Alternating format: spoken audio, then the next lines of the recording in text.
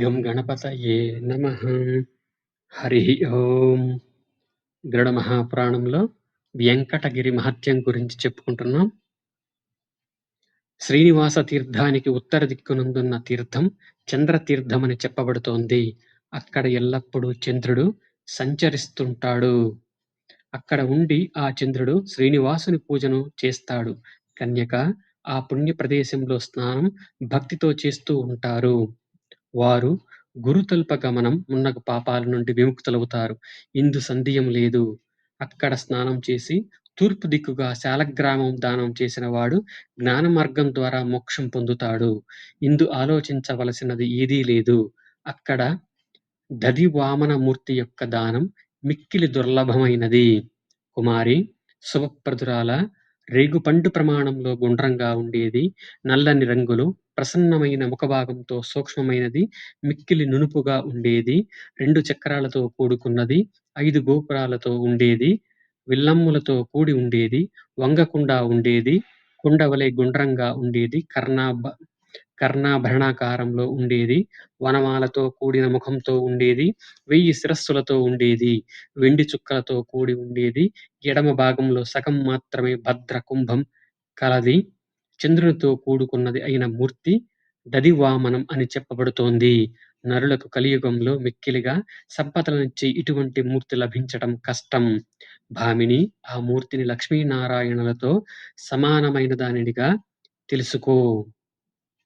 ఆ మూర్తి దానం మిక్కిలి దుర్లభమైనది. చంద్రతీర్థంలో దానిని శ్రవణం చేయటం కూడా దుర్ఘటమైనది. వైష్ణవుని ద్వారా దధివామనుని యొక్క సంపూర్ణ స్వరూప శ్రవణం కూడా మిక్కిలి దుర్లభమైనది. అక్కడ స్నానం చేసి వామనుని స్వరూపం గురించి శ్రవణం చేయటం దానం చేసిన ఫలంతో సమానమని చెబుతారు, తెలుసుకుంటారు. చంద్రతీర్థం 10 మూరల ప్రమాణం విస్తీర్ణంతో ఉన్నదని తెలియబడుతోంది. సుమంగళ, అక్కడ నరులకు మధ్యాహ్న సమయంలో స్నానం చేయటం లభింపశక్యం కానిది. ధన్యుడగు నరుడు అక్కడ స్థిరంగా ఉండి ఎప్పుడు హరిని భజిస్తూ ఉంటాడు. వరాహమూర్తి రూపంలో ఉన్న శాలగ్రామ వరాహమూర్తిని దానం చేయటం కూడా లభింపరానిదే. ఇది నేరేడుపండు ప్రమాణంలో కోడిగ్రుడ్డు వలె ఉంటుంది. భామిని, ముఖము గుండ్రంగా ఉండి శనగగింజ ప్రమాణంలో ఉండే దేవునికి ఎడమ వైపున నడిమిన్న ప్రదేశం వదిలివేసి 2 చక్రాలతో కూడుకొని శిరోభాగంలో బంగారపు చుక్కతో ఉన్న మూర్తి భూవరాహం అనే మూర్తిగా చెప్పబడుతుంది. భూవరాహమూర్తికి పూజ చేసి దానమొసంగి తత్కథాశ్రవణం కూడా చేసి అక్కడనున్న భూవరాహస్వామిని దర్శించిన ఆ నరుడు లోకమునందు ధన్యజీవుడవుతాడు. దేవి అక్కడ స్నానమునర్చి భూవరాహమూర్తి యొక్క లక్షణాన్ని చక్కగా విన్న నరుడు దానివల్ల పుణ్యం ఎక్కువగా పొందుతాడు. అతడు ముక్తికి భాజనుడవుతాడు. ఇందు ఆలోచించవలసినది ఏమీ లేదు. దేవి, శ్రీనివాసునికి ఈశాన కోణంలో మిక్కిలి పవిత్రమైన రుద్రతీర్థం ఉంది. మహానుభావుడైన రుద్రదేవుడు ఆ ప్రదేశమందు ఉండి ఎల్లప్పుడూ శ్రీనివాసుని అర్చన చేస్తుంటాడు. దాని ప్రమాణాన్ని విస్తీర్ణం 8 మూరలుగా చెబుతారు. అక్కడ విష్ణు భక్తులచే స్నానం చేయదగియున్నది. అక్కడ మునర్చి నియతాత్ముడై మురారి యొక్క దివ్యమైన గాథను భక్తితో వినాలి.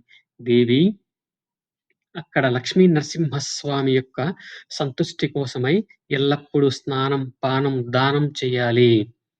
రేగుపండంత ప్రమాణంతో గుండ్రంగా బిందువుతో కూడుకున్నదై దేవుని వామభాగంలో 2 చక్రాలు గలిగి బంగారపు గీతతో కూడుకొని కొద్దిగా ఎరుపు రంగుతో వైశ్య వర్ణంతో చామనఛాయ చక్కని ముఖభాగం కలిగి పద్మరేఖ మున్నగు గుర్తులు కల మూర్తి లక్ష్మీ నరసింహమూర్తి. దానిని భుక్తి ముక్తి ఇచ్చే దానినిగా తెలుసుకొనుము. పక్షీంద్ర, ఇటువంటి గండికా నదీ తీరంలో ఉండే శిలామూర్తిని దానం చెయ్యటం దుర్లభమైనదని గ్రహించు. దేవి, అక్కడ స్నానం చేసి లక్ష్మీపతి అయిన శ్రీ నృసింహ స్వరూపాన్ని భక్తితో శ్రవణం చెయ్యాలి. అటువంటి మూర్తిని దానం చెయ్యటం వల్ల సత్ఫలితం పొందుతాడు. ఇది సత్యం, ఇది సత్యం. ఇందు ఆలోచించవలసినది లేదు. ఈశాన్యానికి తూర్పునకు నడుమ బ్రహ్మతీర్థమున్నట్టు చెప్పబడింది. మనుష్యులకు సర్వ ప్రయోజనాలను చేకూర్చే స్నానం అక్కడ దుర్లభం. అక్కడ నరులకు సాలగ్రామాన్ని దానం చేయటం కూడా దుర్లభమే. అలాగే లక్ష్మీనారాయణమూర్తిని దానం కూడా ఇయ్యటం కూడా మిక్కిలి దుర్లభమే. అత్తిపండుతో సమానమైన స్థలంలో ఆకారపు రంగులో దాని ప్రమాణం తెలియచెప్పబడుతున్నది. గొడుగు రూపుతో ఉండేది, గుండ్రమైనది, సౌమ్యమైన ముఖభాగం కలది, మంగళప్రదమైనది, శనగ గింజంత ఆకార రూపంలో ముఖం ఉండేదిగా చెప్పబడింది. ఎడమ వైపునకు కుడి ప్రక్కను సమరూపాలలో పుష్కలాలతో కూడుకున్నది. పుష్కలములు అనగా అగ్రములు. గోవత్స అంటే ఆవు, దూడ సమూహాల రంగులో ఉండేది. 4 చక్రాలతో కూడుకున్నది. బంగారపు గుర్తులతో కూడుకున్నది. వనమాలతో కూడుకున్నది. వజ్రపు పిడులతో కూడుకున్నది. ఇటువంటి హరి యొక్క మూర్తిని లక్ష్మీనారాయణ మూర్తిగా చెబుతారు. భూమి యందు కలియుగంలో నరులకు అటువంటి మూర్తి లభించుట దుర్లభంగా చెప్పబడుతోంది. దేవి, దానిని దానమిచ్చుట మిక్కిలి దుర్లభం. నీకు ఇంకా ఏం చెప్పమంటావు? బ్రహ్మతీర్థంలో స్నానం చేసి హరికథను శ్రవణం చెయ్యవలసింది. చెయ్యటం విధి. గండికా నదీ తీరంలోని లక్ష్మీనారాయణ శిలామూర్తి యొక్క లక్షణాన్ని చక్కగా తెలుసుకున్నవాడు అక్కడ దానితో సమానమైన దాన ఫలాన్ని పొందుతాడు. అందు సందేహం లేదు. ఇందు వేరే ఆలోచించవలసింది కూడా లేదు. శ్రీనివాసుని తీర్థానికి పూర్వభాగంలో తూర్పున ఇంద్రతీర్థం కలదు. శ్రీనివాసుని పూజ చేయటానికి సచీపతి అయిన ఇంద్రుడు అక్కడ ఉన్నాడు. అక్కడ శాలగ్రామ శిలాదానం శ్రోత్రియునకు చెయ్యదగియున్నది. శాలగ్రామ శిలను దానం చేయటం వల్ల కోటి హత్యల పాపం నశిస్తుంది. దేవి భద్రురాల, ఆ తీర్థమందు సీతారామశిల అనే పేరుగల మూర్తిని దానం చేసినవాడు భూతలమునందు భూపతి నరపతితో సమానుడు కాగలడు. దేవి, సీతారామశిల 2 విధాలుగా ఉంటుందని చెప్పబడింది. 5 చక్రాలతో ఉండేది ఒకటి, 6 చక్రాలతో కూడుకునేది ఇంకొకటి. అందులో కూడా 6 చక్రాలతో కూడుకున్నది ఉత్తమ శిలగా పేర్కొనబడింది. 5 చక్రాలతో కూడుకున్న దానికన్నా 2 రెట్ల ఫలం ఎక్కువగా ఉంటుంది. కోడిగ్రుడ్డు ప్రమాణంలో ఉండేది, మిక్కిలి నునుపైనది, నల్లని రంగులో ఉండేది, 3 ముఖాలతో కూడుకున్నది, 6 చక్రాలతో, కేసరాలతో ఉండేది. బంగారపు గీతలతో కూడుకున్నది, ధ్వజం, వజ్రం, అంకుశం అనే వాటితో కూడుకున్నది. ఇటువంటి దానిని భద్రురాల, సీతారామశిల అనే పేరుగల మూర్తిగా చెప్పబడింది. దేవి, సీతారామ దివ్య విగ్రహాన్ని ముఖమును పదే పదే నమస్కరించటం కలియుగంలో నరులకు లభింపశక్యం కానిది. మంగళప్రదమైన స్వీయ సామ్రాజ్య వైభవాన్ని ఇచ్చేది. మహాదేవి, ఇంద్రతీర్థమందు సీతారామమనే పేరుగల శిలను దానమిచ్చుట లభింపశక్యం కానిది. కొద్దిపాటి తపస్సు వలన సిద్ధించే ఫలం కాదిది. దానం చేసే శక్తి లేకపోయినా హరి యొక్క లక్షణం వినదగియున్నది. శాలగ్రామ శిలాదానం చేయుట వలన ఏ ఫలం వస్తుందో ఆ ఫలం శ్రవణం చేయటం వల్ల వస్తుంది.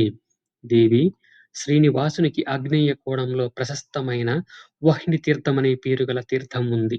తీర్థ మధ్య భాగంలో ఆ అగ్నిదేవుడు శ్రీనివాసుని పూజ చేయటానికి ఎల్లప్పుడూ అక్కడ ఉన్నాడు.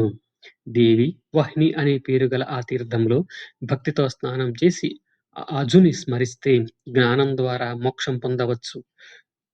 దేవి, అక్కడ నరులకు స్నానం లభింపశక్యం కానిది. ఆ తీర్థరాజమందు స్నానం చేయుట కష్టంగా తెలుసుకోవాలి. అక్కడ స్నానం దుష్కరం. దేవి, అందు భక్తి ఉండుట కూడా దుర్లభమైనదే. వాసుదేవమని చెప్పబడే శిలారూప శాలగ్రామాన్ని దానమునర్చుట కూడా మిక్కిలి దుర్లభమే.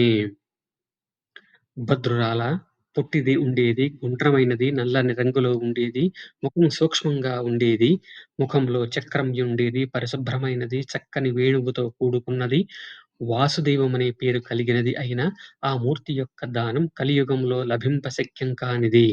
దేవి, అటువంటి మూర్తి దానం చేసే శక్తి లేకపోతే వాసుదేవమనే పేరుగల తీర్థమందు స్నానమాచరించి ఆ వాసుదేవశల యొక్క లక్షణాన్ని భక్తితో శ్రవణం చేయాలి.